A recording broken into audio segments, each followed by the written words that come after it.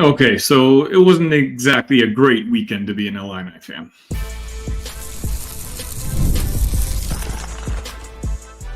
You are Locked On Illini, your daily podcast on the Illinois Fighting Illini. Part of the Locked On Podcast Network, your team every day. Welcome back to another live edition, post-game edition of Locked On Illini. Thank you for making us your first listen every single day. Simple reminder, if you'd like to support the show, hit that like button, hit that subscribe button if you aren't already. You can find us on all your favorite audio platforms and right here on YouTube. Today we're going to be discussing the Illinois versus Ole Miss exhibition basketball game, a game that Illinois lost 91-74, and quite honestly, did not look all that impressive. But how much weight are we going to put into that? We'll discuss that shortly. Today's episode is brought to you by FanDuel. Let's find that ad. Place your first $5 bet and you'll get started with a $200 bets and bonus, $200 in bonus bets guaranteed. Visit FanDuel.com to get started. All right, so for this post game, it's nice to finally be able to talk basketball, but I didn't want to. I know you guys are probably getting tired of my voice, so I wanted to bring on someone much smarter, much more handsome, and a much nicer voice than I. So I brought in my friend Alex from Armchair Illini to discuss the game with me. Alex, thanks for coming on. Yeah, man. I wouldn't be so hard on yourself, man. I think you're doing a great job with these post game things. I think we were talking, especially after that Purdue game. I was like, Sunny, there's no way that you have the energy to talk about what just happened. So kudos to you. I think you do a good job, despite what some fan comments may think. No, I have fun with the chat. In particular, the one in the post game yesterday after this Oregon game. There's some people who are not very happy with me, but it's fine. You know what, Alex? Here at Locked On Illini, we're celebrating 1,400 subscribers as of this morning.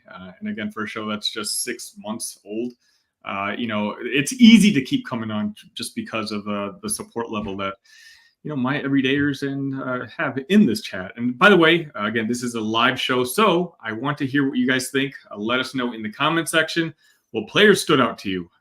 What things stood out to you? What did you like? What you did not like? Me and Alex are going to address that later on in the show. But Alex, let's go ahead and start. Illinois loses 91-74 to the Golden State. It was the Ole Miss. But the way they were shooting, it looked like vintage Steph Curry and Klay Thompson out there. Yeah, I mean, to start, that's definitely what it looked like. But man, I think after they got a rhythm, they got too many wide open looks. But yeah, they certainly started off. I think the defense was actually decent to start off. They were just hitting some really tough contested shots.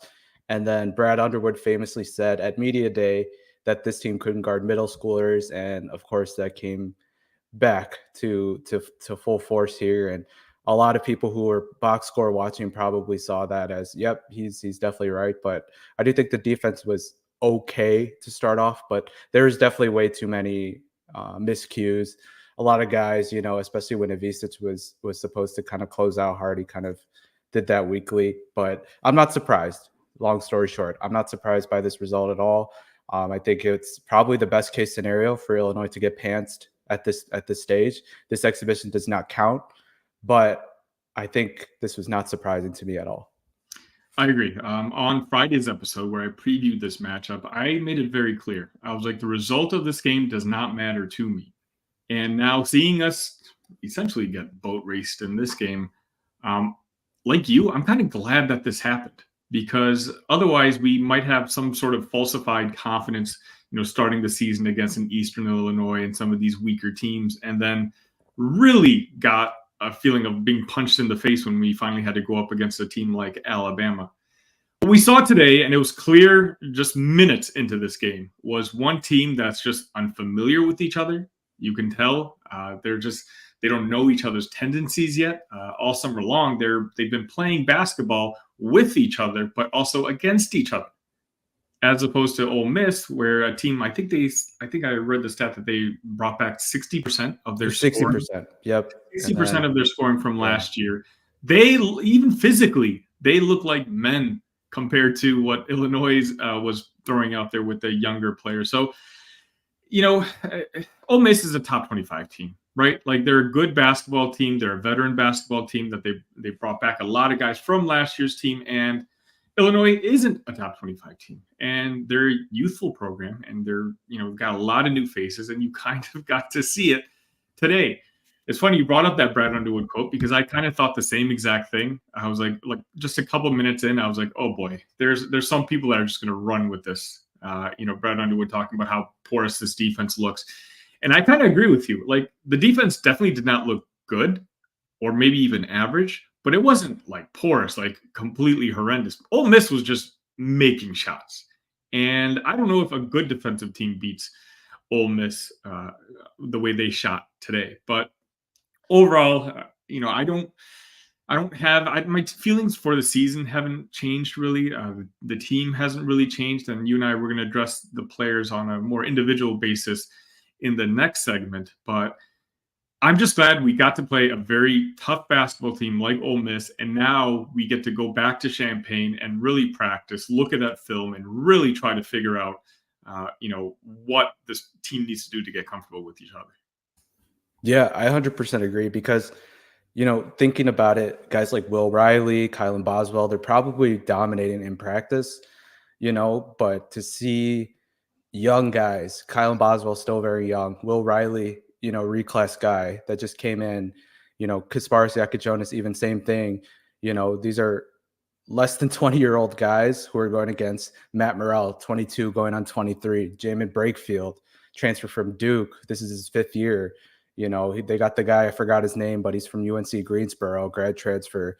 Guy looks like a dude, a grown man, So Illinois just looked like they looked small, to be quite honest with you. And that's to be expected with their age. But that's probably the one thing that surprised me the most. I think the past year, especially last year, where you have Terrence Shannon Jr., grown man, Quincy Gary, 24 years old, looks like a grown dude, Marcus Damas, even Justin Harmon, Coleman Hawkins, Dane Danger, all those guys are physically, they're older. So going into this year's team, I think they looked a lot smaller, especially when you looked at Will Riley, when he was getting locked up by Matt Morrell, who's 6'5", Will Riley's 6'9", but Matt Morrell has 4 or 5 years on him.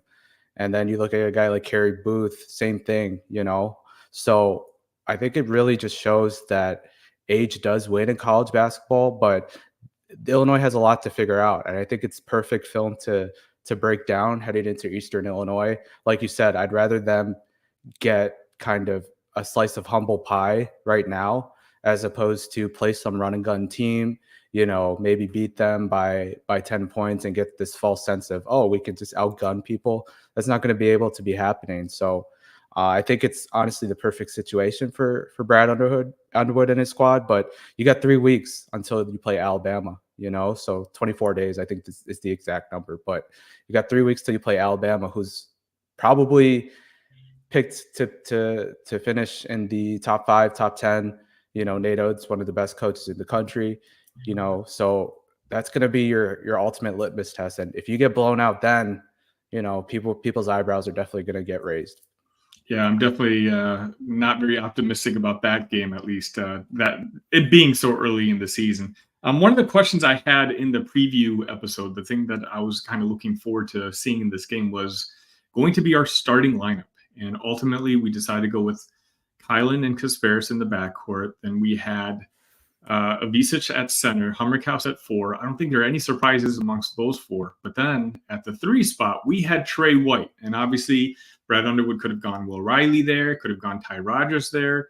Decided to go Trey White, which honestly didn't surprise me too much, because I've been talking about on the show all offseason long how much the staff really thinks that Trey White is going to be one of the better players on this team. But let me get your thoughts on the first starting lineup that we've seen of the season. I wasn't surprised. I think everyone expected Kylan Boswell, Kasparis Jakucionis, Ben Hummerkaus, Tomislav Lavich. I think those 4 were kind of the ones that were for sure set in stone. I think the 5th spot was a toss-up between Trey White, Ty Rogers, Will Riley. I think there was cases for all 3 of them. Obviously, Ty Rogers being the guy that was being one of 2 scholarship returning players, a guy that started all your games last year. It would be pretty easy to see why he would be thrown into the starting lineup, but then with Will Riley, he's a 5-star guy, just reclassified, picked you over Kentucky, Alabama, etc. There's no way that that kind of a player would be coming off the bench, at least you would think. So there's definitely an argument for Will Riley. We heard that he led the team in scoring versus the game versus Butler. Another reason why. And then Trey White, like you were saying, he's been kind of hyped up by this coaching staff. Brad Underwood called him the most consistent player. He was looking good in all the highlight clips too. So I think there was arguments for all three. But I think the starting lineup, we'll see what it is. I think that I'm about to actually release an article after we hop off of here about the possibility of Dre Gibbs-Lawhorn being a starter, especially with the way that he played. Obviously, you could have him coming off the bench, but I think just having one guy that's familiar would go a long, long way, because you throw out 5 guys that have never played before together, 5 guys that are new to the program. You're running all of them out. That's quite the ask, and then obviously we don't know what Ivicic's eligibility status is going to be. So there's that wrench that gets thrown into it. What do you do if he's not eligible for the first month or so, whatever it is? So long story short, I'm not crazy surprised, but there are some question marks, I think, moving forward. Yeah. That's an interesting thought on Dre Gibbs-Lawhorn. My first initial thinking is I almost would prefer Dre being the 6th man, first guy off the bench, because if this is your starting lineup, the crew that we rolled out today, who's going to be the scorer on that second unit? And, Will Riley could be that guy, but I think you kind of got a glimpse of it today. Like, he's a wild kid right now. He's definitely a freshman who, he had a couple heat check shots, and, it's going to take him time, I think, to kind of adjust to the college game. So I think Kylan had actually right after this, let's go ahead and go through the players individually, and we can kind of talk about who we were impressed with and maybe not so impressed with right after this.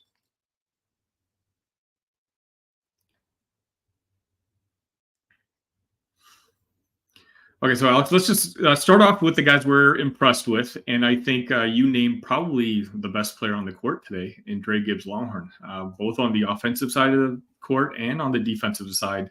He was noticeable. You saw there was one guy who was kind of standing out amongst the rest, and you're right. I mean, at this point, I wonder if there's going to be a conversation about moving him up in the lineup, but you definitely saw a guy who was very confident, which is what I like to see. We've heard that he's a very confident kid. He had a pretty up and down freshman year, but if Dre Gibbs-Lawhorn can fulfill like the Justin Harmon role for me from last year's team, that third guard, a guy who can come in, score, and you can count on, I think that would be a successful year for Dre Gibbs-Lawhorn. But, maybe he can be even more than that. I think the way that he impressed me was, one, obviously he played really hard. I think you didn't see anyone else play with an edge, I think, which was really, really something to note. I think they all kind of looked like they were waiting for someone to help them out, especially if you look at Kylan Boswell, Trey White, Ben Hummerkaus even. So that's where I think Dre, where he has the ability to kind of take you off the dribble. He has the ability to create for himself. I don't think there's anyone else on this roster that's shown that except for Kasparas Jakucionis. And I think to put it all on the 18-year-old freshman is too much. I mean, you kind of saw it today. When guys get up in his grill, when guys get, into his face, when guys push him around a little bit, he gets a little rattled and he gets a little loose with the ball. So I think that's a lot for a true freshman, 18 years old, to be the only kind of shot creator on the starting lineup. So I think just having someone else that can create, I think that's probably the reason why Trey White was in there, because you would think that he would be able to show that, but it was a little difficult for him today.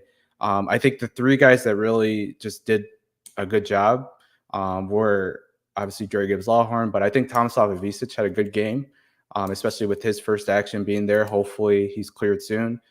And I think for the most part, Kasparas Jakucionis showed things. Obviously the second half, he was not very good in terms of his turnovers, but he can get any shot that he wants, literally, So I think just trying to consolidate that and figure out what his role is, figure out what he needs to do will be huge going forward because he can get literally any shot that he wants. Yeah, I guess we can talk about Kasparas a little bit. I think he had a very good first half. That second half, well, he was kind of prone to a couple being a little turnover heavy, but I think a lot of that just comes with the adjustment to what American college basketball looks like. A lot of passes that he could make previously, more nonchalant, a little bit more, dare I say, lazy, he's not going to get away with here. Like, the athletes here are just better than compared to what he was playing against in Europe. So I know the commenters were talking about it, like where he'd have like one-handed passes to other players, which would just be taken away. And so I think, I'm not too concerned about Kasparas. Some of the moves that he showed, especially in that first half, you can see why people are so excited about what his future is with the Illini. The turnovers in the second half, it's not ideal. And from what we heard, I think he had a few turnovers and at least not a good shooting night in that secret scrimmage against Butler as well. But again, if I can't say my warning level or my fear factor with Kasparas is raised all that much. He's kind of the embodiment of what I opened up this show saying, is like, I'm glad he got a glimpse of what top 25 basketball looks like, because I don't know the guys that he's going up against in practice if they're able to D him up the way Ole Miss was doing today. And so for him, not that he needs it, but I think it's something he can kind of keep in mind moving forward and just continuing to, build up now that the season's just almost a week away. Yeah, 100%. I think on that note too, in terms of warning levels, Kylan Boswell, he didn't look very comfortable out there. Obviously, it's been 40 minutes of basketball, but you have to kind of ask yourself, he didn't really feel comfortable in Arizona coming off of the ball. You had Caleb Love, you had Courtney Ramey playing there 2 years ago. He didn't look comfortable at all. I think he came out of Arizona to try to play more on the ball. And I think he had a little bit of trouble kind of establishing himself and trying to pick his spots, and then he didn't really look too comfortable on the ball either. And that's probably a product of what Ole Miss was doing. I think I told our little group chat that Beard's defense is meant to push you out. It's meant to extend pressure and basically scrap every single thing that you're trying to run. So when that happens, you need really good chemistry, you need discipline, and you just have to have really, really tight handles. And I don't think any of those guys that we had showed it, which is why, a guy like DGL probably had a better game than usual, because he can break guys off at the dribble. But I think that's where Kylan needs to play with a little bit of an edge, and he needs to be aggressive. You saw him make a three coming off a screen too, just on his own, So I think that's where the balance between Kasparas and Kylan, that's going to be huge moving forward. Yeah, Kylan definitely could have played with more of an edge, but I do think that once the offense kind of, he did have the ball a little bit more in that first half. I want to say maybe at the halfway mark. I think it was the Illinois offense looked noticeably better. I think that's kind of the value that Kylan brings to this team. We're young. We're a really young basketball team. And, he's played at this high level before. And I do think he kind of let things calm down a little bit, and the offense looked a little bit better, once the ball went through him. But another guy, you mentioned him, and I didn't want to forget talking about him, because I think he's the guy who I was arguably most impressed with and most excited about seeing, and that's Tomislav Lavich. He looked really good. He looked like the type of piece that we were missing last year. Last year it was the bigs. They knew they could throw it down to whatever big, and poor Coleman Hawkins would just be left out on an island, and it's almost an automatic bucket. This year, Ole Miss, at least in the game today, they've tried that a couple of times, but Lavich is just a big boy. And not only is he a big boy, but he was making three-pointers. He was showing some touch around the rim. And I agree with you. Hopefully this, whatever is going on with the NCAA, doesn't take too long. For whatever it's worth, the boys at Sleepers Media, Greg actually mentioned that he got word that Lavich will be coming back sooner rather than later, as soon as the opening game. I haven't heard that, but if that would be the case, I think that would be huge for this basketball team, because we can talk about him a little bit later, but Morez Johnson looked like what a typical big looks like when he first enters the Big Ten. Whereas Lavich, to me, looked like he could be one of the top handful Big Ten big men in the conference. Yeah, I agree. I mean, I don't think that Brad Underwood would play Ivisic 23, 24 minutes unless he knew that his eligibility was coming soon. Because the question is, if this guy's not going to get cleared until January, why take away from Mraz Johnson and Kerry Booth's reps, who are going to be playing big time minutes just next week? So obviously you want to get the kids' feet wet if you have the opportunity, but you also want to establish what you're going to be doing and try to simulate the game day experience as much as possible, especially for the other players as well, so they know what's going on too. So I don't think he would play 23, 24 minutes unless, there was some wind of an eligibility decision coming soon, meaning that hopefully he'll be back some point early November, excuse me. So I think that was a huge positive. Like you said, I think if he's not eligible though, then this team might be in a little bit of trouble, because you kind of saw the drop off. Obviously, Mraz Johnson did what he could. He had really good rebounding numbers in limited minutes, but he's going to foul a lot. He's going to miss his free throws. Those are just basic freshman things. And I'm not sure if Kerry Booth can handle playing at the 5 against, if you think about the guys that were going up versus Indiana, and going up against Cliff and Mourier at Alabama, so Ivisic is going to be a huge, huge part of what we do this year. So I'm very hopeful that, the NCAA makes a decision as soon as possible. Yeah, I talked about this before. I think Illinois can be a top 5 team in the Big Ten Conference without Ivisic, but having Ivisic play, and especially the way he played today, that's what the difference is between them being a top 5 conference team to one contending for the Big Ten title. So let's talk about, a couple of guys who maybe were kind of disappointing.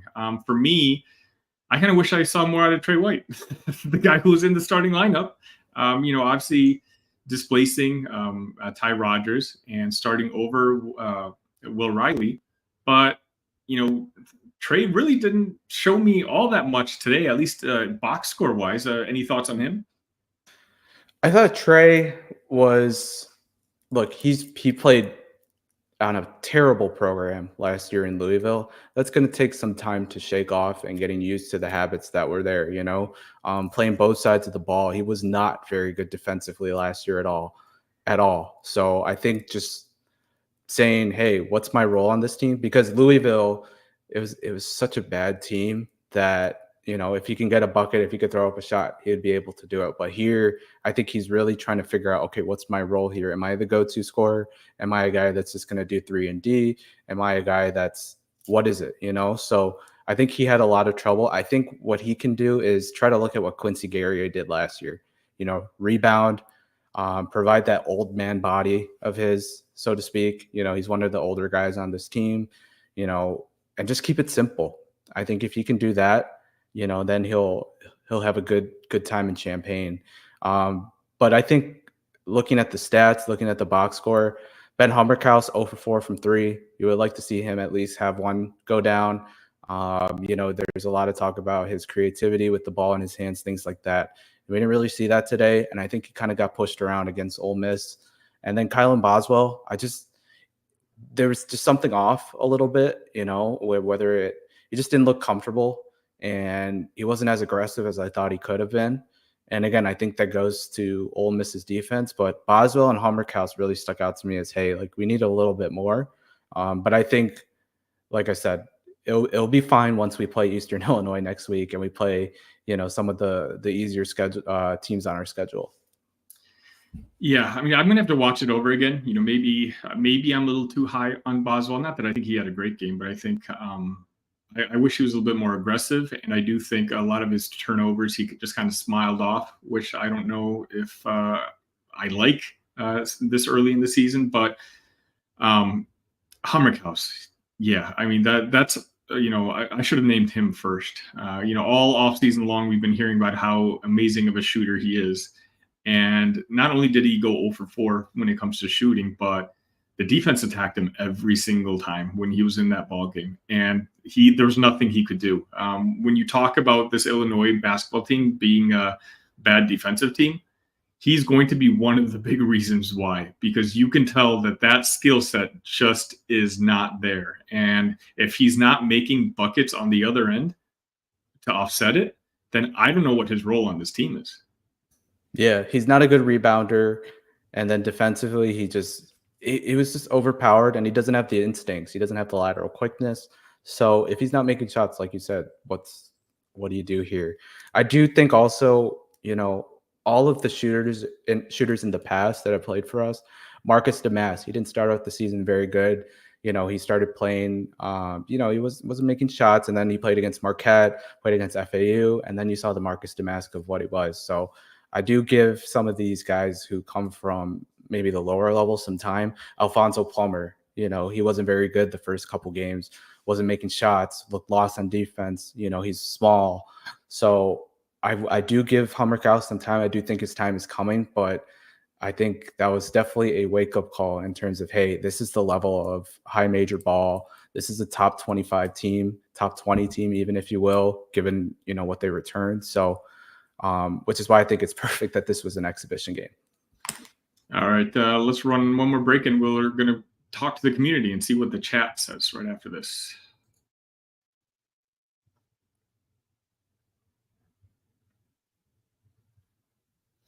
Some reminder, if you want to support the show, there's 52 of you guys watching right now. Go check right here if the subscribe button is hit. If you aren't yet, please do so. It helps me build this channel, and I count on your support, and it costs you guys absolutely nothing, and I would sincerely appreciate it. I'm here every single day providing Illini content out there for you, and I don't think there's anyone else out there doing that. And obviously that includes weekends. There was an episode yesterday on Saturday, and there's an episode today. Now that basketball season has pretty much started, that's double the content. So if you enjoy Illini athletics, please support me in any way that you can. All right, Alex, let's get started with some of the comments from the chat. Tundra says, bad weekend to be an Illini. Yeah. We've had better ones between Oregon and Ole Miss, but in the grand scheme of things, I still like where we're at. We got the Bears coming up. Yes, in a couple hours. We'll see how that goes. Caitlin says it's going to take time for these younger players to adjust to the physicality of college basketball. I find it hard to believe that they will turn the ball over this much in the future. I agree, Caitlin. To me, again, it looked like a group of guys who basically, they played together a couple dozen times, but then they enter a league or a tournament of teams that have played together for, a year or two. They're younger than everyone else. Well, at least in particular, Ole Miss. I just think it looked like a high school team playing up against a college team at this point. That's kind of the equivalent I give it. Nothing I'm worried about. But as we said before, I'm glad this happened against Ole Miss, and I'm glad Brad Underwood talked about, doing more of these exhibition games for charity moving forward, because I think this is the more proper way to kind of set a barometer and expectation for what you really need to work on in practice before the actual season starts. Kaylin also says, I think everything's going to be fixable as the time goes on and chemistry and confidence builds. Zara says, I feel like the media and the Illini social media way overhyped these players. Well, it's let's be honest. Illini social media it's a different kind of animal. And I'm trying to say this kindly. Sometimes they like me, sometimes they don't. It's a very rabid, passionate fan base who wants to see success, and we got a taste of it last year going to the Elite Eight. And, of course, there's going to have to be some sort of adjusting of expectations for the basketball team this year. Yes, we brought in a lot of talent. Yes, we brought in a really good recruiting class. And yes, we brought in one of the most talked about players in Europe this offseason. But it still takes time. And this isn't a Marcus Damas, fourth year graduate senior. This isn't a Terrence Shannon Jr. who had played college basketball for 4 years. It's going to take time for this team to gel. All right. Lee says losing early is good. Can identify the things they need to work on. The team is young. Yes, the final score does not matter to me. It was the play on the field or on the court and the individual play that I wanted to pay most attention to. Fighting Illini at 23. We are perfectly fine. Very young team against a very old team playing their first semi-real game. It's good that we have this game now. Looks like he agrees with us, Alex. Someone who doesn't agree with us is St. Dominic's Rosary. That was brutal. It was, in a sense, but he follows up. Anyone that says we're perfectly fine needs to lying to themselves. This is not an NCAA team with our schedule. Memo to Brad: don't overturn the entire team in an offseason. Team needs a year to gel. Okay, so we're gonna go with the hot takes immediately. I can't say I agree. You're absolutely entitled to that opinion, but I saw enough good things on the court today, especially from the players that are going to really matter, including Kasparis and Lavich, that I still think we're a top 25 team, and by the end of the season, I think we can be a top 15 team. What do you think, Alex? And I don't think Brad overturned this team by choice either. Obviously, he went a different way in terms of the guys like Luke Goody, Sincere Harris, Amani Hansberry, things like that, Dane Danger. But I don't think he purposely said, all right, let's blow up the squad. Marcus Demas ran out of eligibility. Terrence Shannon, he's on the Timberwolves right now. Coleman Hawkins wanted X amount of money, and I think he wanted to kind of enjoy himself in his last year, was debating going to the NBA, etc., had a long, drawn-out decision. So he ended up moving on. So Quincy Guerrier graduated. Justin Harmon graduated. So I don't think those are five guys that, there really wasn't anything that you could have done much about. And I do think from a talent point of view, you upgraded from guys like Luke Goody, upgraded from Sincere Harris, Amani Hansberry, etc. So we can kind of piggyback on, he followed up with what happened to Brad's philosophy of get old, stay old. Why did he go against that and bring in a young team instead of getting veteran players out of the portal? I think it had to do with what he said after that UConn game. He talked about that he saw the difference between what a good team looks like and what a national championship team looks like. And, as Alex just said, we had a lot of seniors on last year's basketball team. He knew there was going to be a big roster turnover. I think what he decided to do was raise the ceiling of this of the program. And sure, it might not be this year, but next year, you talk about a lot of these guys who could be coming back, a Kerry Booth, maybe Kasparis goes to the NBA, but maybe a guy like Will Riley comes back for a sophomore year. And a sophomore Will Riley is going to be a very, very good player at the college basketball level. And that's, what you're talking about, getting old and staying old. Lavich will have more time to come back. A lot of these, Colin Boswell will be a senior next year. So I'm not saying he's abandoning the get old, stay old strategy. I just think that sometimes circumstances happen where you kind of have to push the reset button. And that's all Brad did. And he could have kept, as Alex mentioned, Sincere Harris and Amani Hansberry. But obviously there was a coaching change and that it didn't look like that was going to happen. But I genuinely believe that what Brad decided to do was level up from those two players and bring in guys who have higher ceilings. May or may not be this year. I'm granting you that. But ultimately, if the program's to go where Brad wants it to go, and that's to win national championships, I think he saw in that UConn game that he needs to upgrade that talent level roster-wide. Seth Gecko says, looks like continuation of Saturday, speed versus slow. Yeah, Ole Miss just, you can tell they play together, right? And in addition to speed, they also definitely had the size. Lee says, I didn't get my man strength until I was 24. I'm still waiting for mine. Alex says, I went to undergrad at Ole Miss, grad school at Illinois, pull for Illinois in basketball, obviously. Was at the game. It wasn't pretty, but Ole Miss is a veteran team. They started 4 seniors and 1 junior. Exactly right, Alex. Thank you. That's going to win a preseason exhibition every time versus a new young team. Correct. St. Dominic's misses Shannon and Domask. We all do. I think we would all love to have Shannon and Domask back on this basketball team. And they tried. They certainly tried with Domask. But, unfortunately, it just didn't work out. Damascus could come back, you're talking about a team that would be one of the favorites, in my opinion, in all of college basketball to win it all. But the ball just didn't bounce our way. At least the NCAA didn't. Should have found more NIL money to bring Coleman back. Lots of veteran Division I guys in the portal that Illinois missed on. We are an NIT team. This team is not a top 4 Big Ten team. 15 wins. All right. Again, I get it. I appreciate you telling me what you guys think. I don't agree. I think my opinion has not changed at all. And I'm actually very excited. And I'm going to be recording my bold predictions episode for the basketball team maybe this week. And, I think I'll kind of I'll be addressing what you mentioned here. Coleman, forever Illini. He wanted a lot of money. I totally get that. And it's not that he wanted to play in the NBA.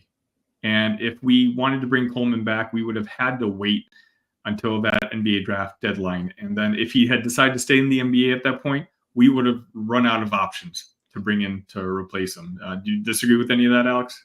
No, not at all. I think it was just the way that it worked out.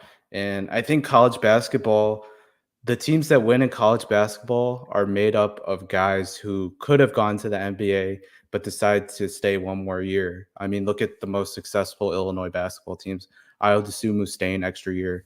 Kofi Coburn, obviously he's not in the NBA, but he had options, right? So Terrence Shannon Jr. coming back, huge for last year. So I think you have those guys, but I think, it's going to be one of those things where at least 2 of those guys need to have to come back, for Illinois to be what, they're hoping to be. So I think they have the pieces. It's just about a matter of when.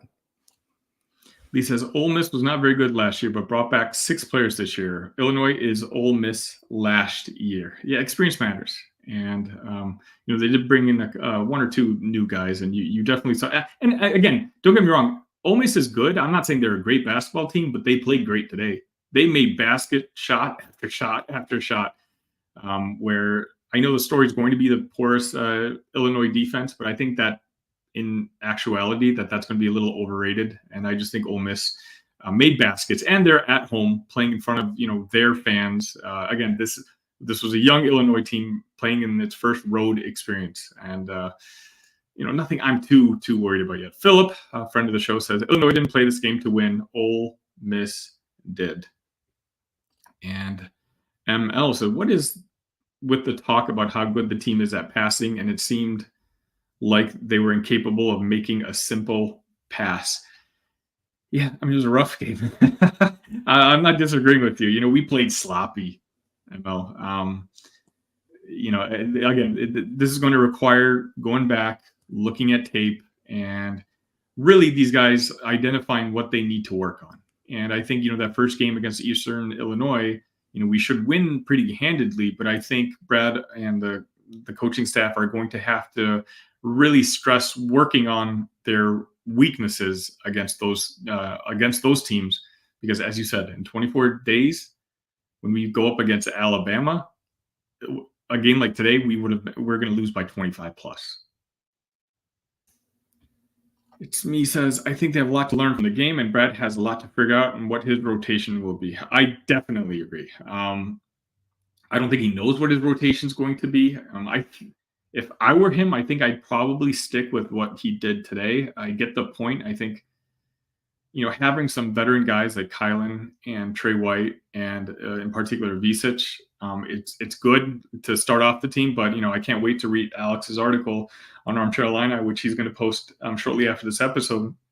Maybe there's an argument to bring DGL into the starting lineup and to have a guy who's absolutely comfortable out there getting buckets.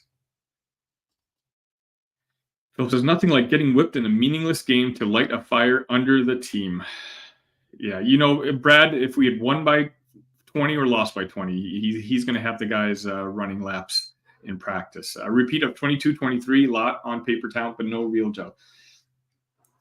I mean, I don't think there's a Matthew Meyer on this team that kind of, I don't think there's a lot of, drama It doesn't look like it. Maybe. Yeah, I I don't mean, know, it's but hard to tell that. I do feel like the 22-23 team gets a bad rap sometimes. I mean, Matthew Meyer, even he was an All-Big Ten player. Obviously the season didn't go ultimately the way we thought it would go, but a lot of it also had to do with, Jaden Epps, and some of these young players not quite working.